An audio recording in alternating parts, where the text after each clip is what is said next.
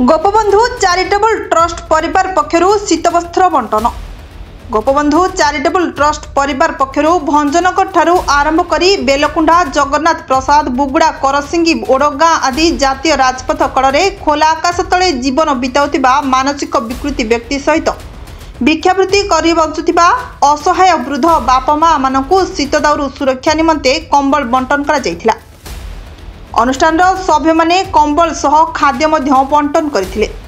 Gopabandhu charitable एही नाटी आसीबा क्षणी मने पड़ जाती दुखी दरिद्रंक बंधु उत्कल रमणी गोपबंधु दास जीवनव्यापी सेवा कार्य निजर जीवन उत्सर्गीकृत करथिले। तांकर एही चिंताधारा अनुप्राणित होई केतेक युवक गढ़िथिले गोपबंधु चैरिटेबल ट्रस्ट। जगन्नाथ प्रसाद ब्लॉक अंतर्गत चढ़ैयापल्ली ग्राम में अवस्थित यह अनुष्ठान दीर्घ 5 वर्ष है बहुगुड़िए समाजसेवा कार्य जोगाई आसुछि। रोगीटे बिछणारे पड़ी छटपट हेउथिबा किंबा दुर्घटनाग्रस्त आहत व्यक्तिटीए अथवा अनाहार रे पड़िथिबा व्यक्तिटीए खबर पाइबा मात्रे पहुंची जाती यह अनुष्ठान युवक माने।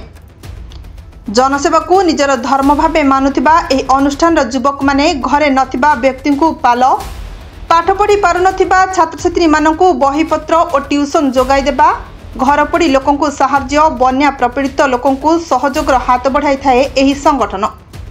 एपरिकी कोविड रो महामारी समय रोगी को साहाय्य और सचेतनता कार्य बेस भल भाव करिथांती।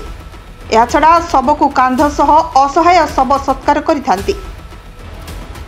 गंजाम भंजनगरु सुनील कुमार गौड़ को रिपोर्ट, ना ओडिशा। लेटेस्ट न्यूज अपडेट पाई www.naodisha.com को लॉगिन करंतु।